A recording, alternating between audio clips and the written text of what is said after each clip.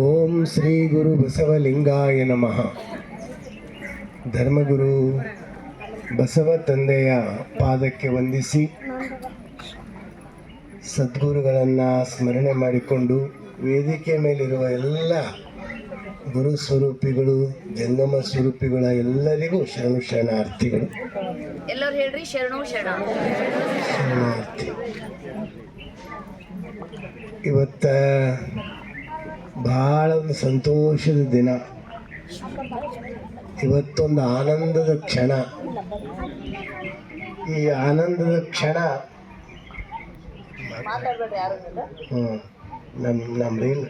ನಮ್ಮ reel cut ಆಯ್ತು ಮಾತಾಡ. ಅದಕ್ಕೆ ಈ ಆನಂದದ ಕ್ಷಣ ನೋಡಿ ಹೃದಯ ತುಂಬಿ ಬರ್ಲತ್ತದ, ಸಂತೋಷ ಆಗ್ಲತ್ತದ. ಕಾರಣ ಏನಂದ್ರೆ ಎಷ್ಟೋ ದಿನಗಳವರೆಯಿಂದ ಒಂದು ಆಶೆ ಇತ್ತು. ಆ ಆಶೆಯನ್ನು, ಯಾಕಂದ್ರೆ ಈ ಶರಣರಿಗೆ ಕಷ್ಟಗಳೇ ಬಹಳ. ಈ ಏನಾದರೂ ಒಂದು ಮಾಡಬೇಕಾದ್ರೆ ಅದಕ್ಕೆ ಮತ್ತೆ ಆತಂಕ, ಸಂಘರ್ಷ, ತ್ರಾಸು, ಕಷ್ಟ ಒಂದಾಣ ಒಂದು ಬರ್ತಾನೇ ಇರ್ತಾವೆ. ಇದು ಈಗಿಂದಲ್ಲ, 900 ವರ್ಷಗಳಿಂದಲೂ ಹಿಂಗೆ ನಡೆದು. ಅದಕ್ಕೆ ಅದರಲ್ಲಿನೂ ನಾವು ಅದು ಸತ್ಯ ಕೊನೆಗೆ ಸತ್ಯನೇ ಉಳಿತದ ಅಂತಾರಲ್ಲ, ಹಂಗೆ ಇವತ್ತಿಲ್ಲಿ ಬಾಂಧವರು ಓಣಿಗೆ ಸತ್ಯಕ್ಕೆ ಸತ್ಯನೇ ಉಳಿ. ಅದು ಆ ಸತ್ಯಕ್ಕೆ ಸತ್ಯ ಉಳಿಲಿಕ್ಕೆ ಸತ್ಯಕ್ಕೆ ಅವ್ರು ಇಲ್ಲಿ ಬಂದು ಅಕ್ಕಮದೇವಿ ಗವ್ಯ ಕುಂತಾಗ ಸತ್ಯಕ್ಕೆ ಸತ್ಯ ಉಳಿ. ಹಾಂ, ಅವ್ರು ಸುಲಭ ಇಲ್ಲಿ ಬಂದಾಗ ನನಗೆ ಗಾಬರಿ ಆಗಿತ್ತು. ಹೆಂಗಿರ್ತಾರ ಇಂಥ ಸುತ್ತಮುತ್ತ ಎಲ್ಲ ಇವತ್ತಿನ ದಿನಮಾನ ಕಷ್ಟದ ದಿನಗಳದಾವ. ಇಂಥದ್ರ ಮಧ್ಯದಲ್ಲಿ ಒಬ್ಬಂಟಿಗರಾಗಿ ಹೆಂಗಿರ್ತಾರ ಅನ್ನೋದೊಂದು ಮನುಷ್ಯನೊಳಗೆ ಇತ್ತು. ನಾವು ಮನುಷ್ಯನ ಪ್ರಾರ್ಥನೆ ಮಾಡ್ತೀವಿ, ಅಕ್ಕ ಮಹಾದೇವಿ ತಾಯಿಗೆ, ಬಸವಣ್ಣವರಿಗೆ ಏನೇ ಆಗಲಿ ಸತ್ಯಕ್ಕೆ ರಕ್ಷಣೆ ಕೊಡಪ್ಪ ಅಂಥೇಳಿ ಮನುಷ್ಯನಾಗ ಪ್ರಾರ್ಥನೆ ಮಾಡ್ತೀವಿ. ಅಂಥದ್ರಲ್ಲಿ ಅವರು ಧೈರ್ಯವಾಗಿ ಭಾಳ ಸಮಾಧಾನದಿಂದ ಆನಂದದಿಂದ ಅವರಿಲ್ಲಿ ಉಳಿದಾಗ ಇವತ್ತು ಆ ಉಳಿದಿದ್ದು ಸಂಕಲ್ಪ ಶಕ್ತಿನೇ ಅದು ಗಂಗಾಂಬಿಕಾ ಅಕ್ಕವ್ರ ಪ್ರಯತ್ನ, ಅವ್ರದ್ದು ಇಲ್ಲಿ ನೆಲೆಸಿದ್ದು, ಈ ಎಲ್ಲರ ಒಂದು ಇದರಿಂದ ಇವತ್ತು ಅಕ್ಕ ಮಹಾದೇವಿಯವರ ಭವ್ಯ ಮೂರ್ತಿ ಇಲ್ಲಿ ಅನಾವರಣಗೊಳ್ತಾ ಇದೆ. ಅದಕ್ಕೆ ಸಂತೋಷವಾಗಿದೆ.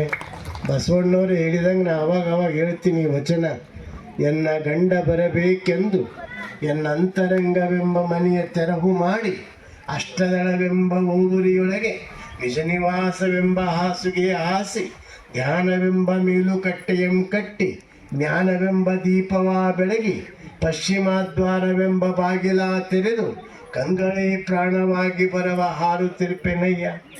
ನಾನು ಬಾರೆನೆಂದು ಉಮ್ಮಳಿಸಿಹೆನೆಂದು ತಾನೇ ಬಂದು ಎನ್ನ ಹೃದಯ ಸಿಂಹಾಸನದ ಮೇಲೆ ಮೂರ್ತಿಗೊಂಡಡೆ ಎನ್ನ ಬಯಕೆ ಸ್ವಯವಾಯಿತ್ತು.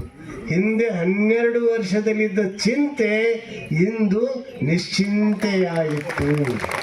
ಹಿಂದೆ 12 ವರ್ಷದಲ್ಲಿದ್ದ ಚಿಂತೆ ಇಂದು ನಿಶ್ಚಿಂತೆಯಾಯಿತು. ಕೂಡಲ ಸಂಗಮ ದೇವರು ಕೃಪಾಮೂರ್ತಿಯಾದ ಕಾರಣ ಅಂತ ಅಕ್ಕ ಇದು ಬಸವಣ್ಣನವರು ಹೇಳಿದಂಗೆ 12 ವರ್ಷದ ಚಿಂತೆ ಇವತ್ತು ನಿಶ್ಚಿಂತ ಆಯಿತು. ಅದರಲ್ಲಿ ವಿಶೇಷವಾಗಿ ನಾವು ಬಹುತೇಕ 100 ಅಕ್ಕ ಮಹಾದೇವಿ ಮೂರ್ತಿ ಅನಾವರಣ ಮಾಡಿರಬೇಕು, ಅಲ್ಲಿ ನೋಡಿರಬೇಕು, ಅಲ್ಲಿ ಇದು ಮಾಡಿರಬೇಕು. ಆದರೆ ಇವತ್ತು ಅಕ್ಕ ಮಹಾದೇವಿ ಮೂರ್ತಿಯ ನೋಡಿದ ತಕ್ಷಣ ನನಗೆ ರೋಮಾಂಚನ ಆಯಿತು. ಅಷ್ಟು ಚಂದ ನೋಡ್ಲಿಕ್ಕೆ, ಅಷ್ಟೇ ಇನ್ನೂ ನೋಡ್ಬೇಕು ಅನ್ನುವಂಗೆ ಮೂರ್ತಿ ಆಗ್ಯದ.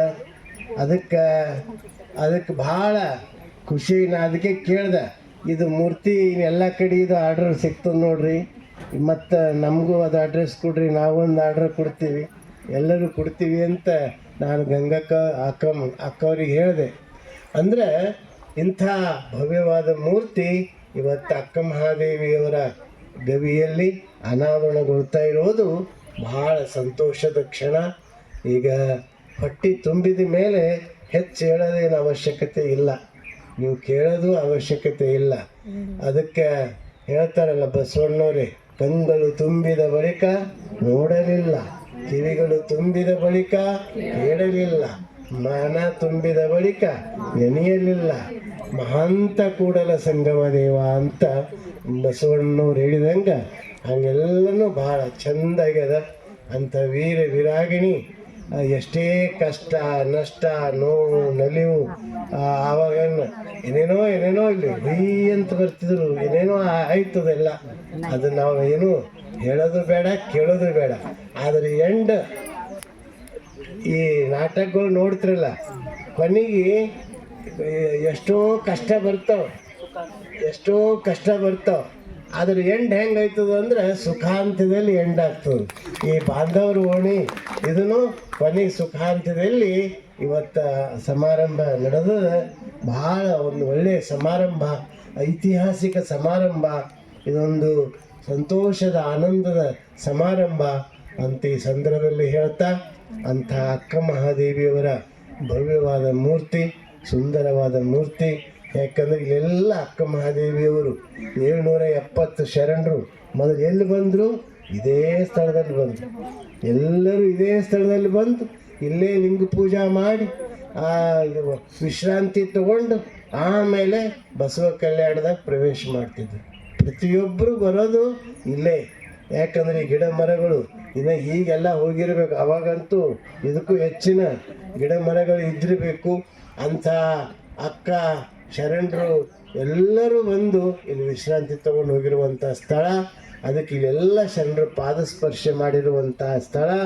ಅಂಥ ಸ್ಥಳದಲ್ಲಿ ನಾವು ನೀವು ಕುಂತು ಆ ಶರಣರದು ಅಕ್ಕ ಮಹಾದೇವಿಯವ್ರದ್ದು ಅನುಭವ ಮಾಡ್ತಾ ಇದ್ದೀವಲ್ಲ, ನಾವೇ ಪುಣ್ಯವಂತರು, ನಾವೇ ಧನ್ಯರು ಅಂತ ಹೇಳಿ ಇವತ್ತು ಈಗ ಗುರುಗಳು ಬಂದಾರ, ನಾವು ಅವ್ರಿಗೆ ಕೊಡ್ತೀವಿ.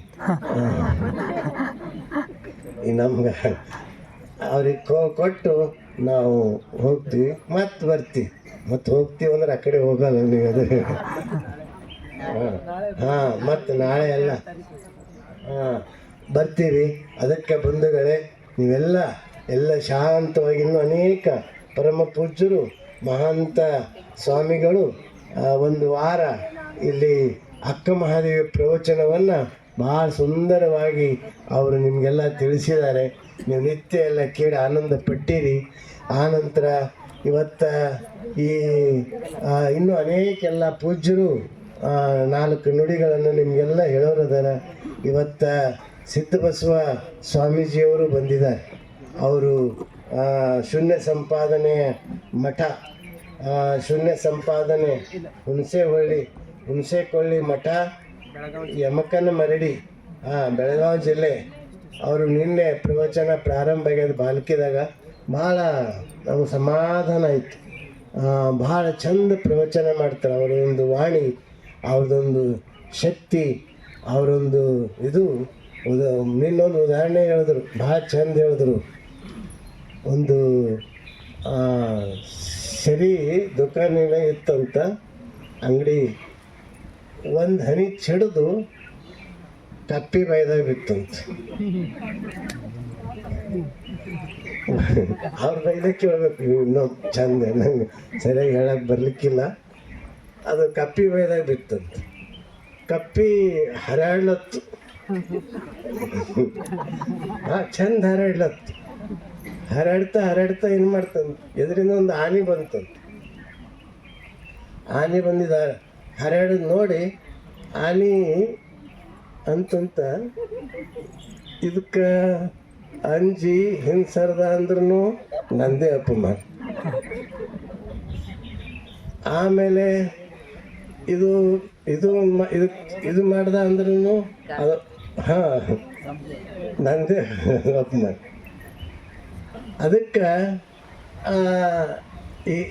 ಅದಕ್ಕೆ ಏನು ಮಾಡೋದಪ್ಪ, ಆನೆ ಅಂದ್ರೆ ಆನೆನೇ. ಇದಕ್ಕೆ ಏನು ಮಾಡೋದು ಅಂಥೇಳಿ ಆನೆ ವಿಚಾರ ಮಾಡ್ತಿತ್ತಂತ. ಹಂಗೆ ಕೆಲವರು ಕಪ್ಪಿ ಅಂಥವ್ರು ಟೀಕೆ ಟಿಪ್ಪಣಿ ಮಾಡ್ತಿರ್ತಾರಲ್ಲ, ಅದಕ್ಕೇನು ಹೆದರಬಾರ್ದು. ನಮ್ಮ ವಚನ ಸಾಹಿತ್ಯ ಹೆಂಗದ ಅಂದ್ರೆ ಆನೆ ಇದ್ದಂಗದ, ಅನುಭವ ಮಂಟಪ ಹೆಂಗದ ಅಂದ್ರೆ ಆನೆ ಇದ್ದಂಗದ. ಅದಕ್ಕೆ ಅದು ಒಬ್ರಿಗೆ ಇಂಡೈರೆಕ್ಟ್ದಾಗ ಅದು ಒಬ್ರಿಗೆ ಹೋಲಿಸಿ ಹೇಳಿದ್ರು. ಅಂದ್ರೆ ನಾನು ಇದಕ್ಕೆ ಹೇಳ್ತಕ್ಕಂಥ ತಾತ್ಪರ್ಯ ಅಂಥ ಪರಮ ಪೂಜ್ಯರು ಒಳ್ಳೆ ಪ್ರವಚನಕಾರ ಇದಾರ. ಭಾಳ ಸೌಮ್ಯ, ಶಾಂತ, ಸಮಾಧಾನ ಮತ್ತು ನಮ್ರತೆ, ವಿನಯ, ಸಹಜ. ನನಗೆ ಭಾಳ ಸಂತೋಷ ಆಯಿತು. ನನಗೆ ಅವ್ರು ನಿನ್ನೆ ಅವ್ರು ನಮ್ಮದು ಅವ್ರದ್ದು ಪರಿಚಯ ಆಯಿತು ಹೆಚ್ಚು ಕಡಿಮೆ. ಅಲ್ಲಿ ವೇದಿಕೆ ಮೇಲೆ ನೋಡಿದರು. ನಿನ್ನೆ ಅವ್ರದ್ದು ಇದು ಆಯಿತು. ಅದಕ್ಕೆ ಹೆಚ್ಚಿನ ಆತ್ಮೀಯರು ನಮ್ಮ ಗುರುಬಸವ ಪಟ್ಟದೇವರು ಅವ್ರ ಜೊತೆ ಆತ್ಮೀಯತೆ ಇತ್ತು. ಅವ್ರಿಗೆ ಕರೆಸಿದಾರ. ಭಾಳ ಸಂತೋಷ ಆಗ್ಯದ. ನಿಮಗೆಲ್ಲ ಒಂದು ಆಮಂತ್ರಣ ಕೊಡ್ಲಿಕ್ಕೆ ಇಚ್ಛೆ ಪಡ್ತಾಯಿದ್ದೀನಿ. 22ನೇ ತಾರೀಕಿಗೆ ಒಂದು ವಚನ ಜಾತ್ರೆ ಅಂತ ನಾವು ಮಾಡ್ತೀವಿ ಪ್ರತಿ ವರ್ಷ. 20, 21, 22 3 ದಿವಸ ಇರ್ತದೆ. ನೀವು 22ನೇ ತಾರೀಕಿಗೆ ಬೆಳಗ್ಗೆ 10 ಗಂಟೆಗೆ ರಾಜ್ಯಪಾಲ ಕರ್ನಾಟಕದ ಗವರ್ನರ್ ಬಂದು ಉದ್ಘಾಟನೆಯನ್ನು ಮಾಡ್ತಾರೆ.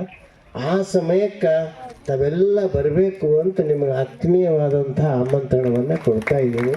ಇಲ್ಲಿ ಬೀದರ್ದವ್ರು ಇದ್ರಿ, ಬೇರೆ ಬೇರೆ ಹಳ್ಳಿದವ್ರು ಇದ್ರಿ, ಬೇರೆ ಬೇರೆ ಕಡೆಗಿನವ್ರು ಇದ್ರಿ. ಎಲ್ಲರಿಗೂ ಮತ್ತು ನನಗೆ ಕಾರ್ಡ್ ಕಳಿಸೇ ಇಲ್ಲ, ನನಗೆ ಫೋನ್ ಮಾಡೇ ಇಲ್ಲ, ನನಗೆ ಹೇಳೇ ಇಲ್ಲ. ಕೆಲವರಿಗೆ ಎಲ್ಲ ಬಸವನಾಡಿನವ್ರು ಎಲ್ಲರಿಗೂ ಅಂತ ಹೇಳ್ತಾ ಇದ್ದೀನಿ. ಬಸವನಾಡಿನ ಎಲ್ಲರಿಗೂ ಹೇಳ್ತಾ ಇದ್ದೀನಿ. ಎಲ್ಲರೂ ಬರಬೇಕು. ಮೇಲೆ ಕುಂತವ್ರು, ಕೆಳಗೆ ಕುಂತವ್ರು ಎಲ್ಲರಿಗೂ ಆಮಂತ್ರಣವನ್ನು ಕೊಡ್ತಾ ಇದ್ದೀನಿ. ಅದಕ್ಕೆ ಎಲ್ಲರೂ ಬರ್ರಿ. ಅವತ್ತು ಗುರುಗಳು ಒಂದು ಸ್ಮರಣೆ ಇದೆ ಮತ್ತು ವಚನ ಜಾತ್ರೆ ಇದೆ. ಬಹುತೇಕ ನಿನ್ನೊಬ್ಬರು ಹೇಳಿದ್ರು, ಕರ್ನಾಟಕದಲ್ಲಿ ವಚನ ಜಾತ್ರೆ ಅಂತ ಎಲ್ಲಿ ಇಲ್ಲ, ಅದು ಬಾಲ್ಕೆ ಮಠದಲ್ಲೇ ವಚನ ಜಾತ್ರೆ ನಡೀತದ ಅಂತ ಹೇಳಿದ್ರು. ನಾವು ಗುರುಗಳದು ಲಿಂಗೈಕ್ಯ ಆದಮೇಲೆ ಒಂದು 2-3 ವರ್ಷ ಹಿಂಗೆ ಕಾರ್ಯಕ್ರಮ ಮಾಡಿದ್ದೀವಿ. ಅದು ಇದು ಮಾಡೋದಕ್ಕಿಂತ ನಾವು ಮಾಡೋದೆಲ್ಲ ವಚನನೇ ಮಾಡ್ತೀವಿ, ಹೇಳೋದೆಲ್ಲ ವಚನನೇ ಹೇಳ್ತೀವಿ, ಓದೋದೆಲ್ಲ ವಚನನೇ ಓದ್ತೀವಿ. 15ನೇ ತಾರೀಕಿನಿಂದ ವಚನ ಪಾರಾಯಣ ಅದು ಭಾಳ ಚೆಂದಾಗಿ ಸಾವಿರಾರು ಜನ ಸೇರಿ ವಚನ ಪಾರಾಯಣ ಮಾಡ್ತಾರೆ. ಅದಕ್ಕೆ ಇವೆಲ್ಲ ಮೇಲಿದ ಮೇಲೆ ಮತ್ತು ಆ ಜಾತ್ರೆ ಅಳ್ಳು ಪುಟಣಿ ತಿಂಬ ಜಾತ್ರೆ, ಇದಕ್ಕೆ ವಚನ ಜಾತ್ರೆ ಅಂತ ಹೆಸರಿಡೋಣ ಅಂಥೇಳಿ ನಾವು ಅದಕ್ಕೆ ವಚನ ಜಾತ್ರೆ ಅಂತ ಹೆಸರು ಕೊಟ್ಟು ಗುರುಗಳದೊಂದು ಸ್ಮರಣೋತ್ಸವ ಮಾಡ್ತೀವಿ. ಅದಕ್ಕೆ ತಾವೆಲ್ಲ ತಪ್ಪದೇ ಬಂದು 10 ಗಂಟೆಗೆ ರಾಜ್ಯಪಾಲರ ಉದ್ಘಾಟನಾ ಸಮಾರಂಭದಲ್ಲಿ ಇರಬೇಕು ಅಂತ ನಿಮ್ಮ ಕಳಕಳಿಯ ಆಮಂತ್ರಣವನ್ನು ಕೊಟ್ಟು, ನನ್ನ ಇವತ್ತು ವೇದಿಕೆ ಮೇಲಿರೋಂಥ ಎಲ್ಲ ಮನಗೂಳಿ ಅಪ್ಪಗಳು ದೂರಿಂದ ಬಂದಿದ್ದಾರೆ. ಎಲ್ಲ ದೂರದಿಂದ ಅತಿಥಿಗಳು, ಗಣ್ಯರು ಎಲ್ಲ ಬಂದಿದ್ದಾರೆ. ಮತ್ತು ಇದರಿಂದ ಚಿತ್ರದುರ್ಗ ಜಿಲ್ಲಾ ನಮಗೆ ಸತ್ಯಕ್ಕವ್ರ ಊರ ಹೆಸರು ಜಲ್ದಿ ಬರುತ್ತೆ. ದೇವರಹಳ್ಳಿಯಿಂದ ಗೌರಮ್ಮಕ್ಕರ ಊರು ದೇವರಹಳ್ಳಿಯಿಂದ ಹಿರೇಹಳ್ಳಿಯಿಂದ ಅಲ್ಲಿ ಹೋಗಿ 4 ದಿವಸ ಇದ್ದಿದ್ದು ದಿವಸ ಪ್ರಸಾದ ಮಾಡ್ಕೊಂಡಿದ್ದೆ. ಊರ ಹೆಸರು ನೆನಪಾಗ. ಅದಕ್ಕೆ ದೇವರಹಳ್ಳಿ, ಹಿರೇಹಳ್ಳಿ ಎಲ್ಲರೂ ಎಲ್ಲ ಕಡೆಯಿಂದ ಜನ ಶರಣರು ಆಗಮನ ಆಗ್ಯದ. ನಿಜವಾಗಿ 12ನೇ ಶತಮಾನದಾಗ ಎಲ್ಲ ಕಡೆ ಬರ್ತಿದ್ರಲ್ಲ, ಹಂಗೆ ಸತ್ಯಕ್ಕವ್ರದ್ದು ಇಲ್ಲಿ ಅಕ್ಕಮಹಾದೇವಿ ಅನಾವರಣ ಕಾರ್ಯಕ್ರಮಕ್ಕೆ ಗಂಗಾಂಬಿಕಾ ಅಕ್ಕವ್ರು ಸತ್ಯಕ್ಕವ್ರು ಪರಿಶ್ರಮದಿಂದ ಎಲ್ಲ ಕಡೆಯಿಂದ ಶರಣರ ಬಳಗ ಇಲ್ಲಿ ಕೂಡ್ಯದ. ಅದಕ್ಕೆ ಎಲ್ಲರಿಗೂ ಮತ್ತೊಮ್ಮೆ ಶರಣಾರ್ಥಿ ಸಲ್ಲಿಸಿ, ನಾನು ಇವತ್ತು ಇದಕ್ಕೆ ಎಲ್ಲ ರೀತಿ ನಮ್ಮ ಸೇವೆ ಅಪ್ರತ್ಯಕ್ಷವಾಗಿ ಸೇವೆ ಮಾಡಿರುವಂಥವರಿಗೆ ಎಲ್ಲರಿಗೂ ಆ ಅಕ್ಕ ಮಹಾದೇವಿ ಕರುಣೆ ಇರಲಿ ಅಂತ ನಾನು ಪ್ರಾರ್ಥಿಸಿ, ಮತ್ತು ನಾಳೇನೂ ಈ ಕಾರ್ಯಕ್ರಮ ಇದೆ. ನೀವೆಲ್ಲ ಇವತ್ತು ಮುಗೀತು ಅಂತ ಅಕ್ಕ ಮಹಾದೇವಿ ಸ್ವಾಗತ ಮಾಡಿದ್ದೀವಿ, ಕೂಡ್ಸ್ಕೊತಾರಂತ ಹೋಗೋದು ಬೇಡ. ನಾಳೆನೂ ಅಕ್ಕ ಮಹಾದೇವಿ ಜಾಗಕ್ಕೆ ಅಕ್ಕ ಮಹಾದೇವಿ ಕುಂತ ಮೇಲೆ ನೀವೆಲ್ಲ ಅಕ್ಕ ಮಹಾದೇವಿ ಒಂದು ಪುಷ್ಪ ಅರ್ಪಣೆ ಮಾಡಿದ ಮೇಲೆ ನೀವೆಲ್ಲ ತೆರಳಬೇಕು ಅಂತ ಹೇಳಿ ಎಲ್ಲರಿಗೂ ಶರಣಾರ್ಥಿ ಸಲ್ಲಿಸಿ 4 ಮಾತು ಮುಕ್ತಾಯ ಮಾಡ್ತೀನಿ. ಓಂ ಶ್ರೀ ಗುರು ಬಸವಲಿಂಗಾಯ.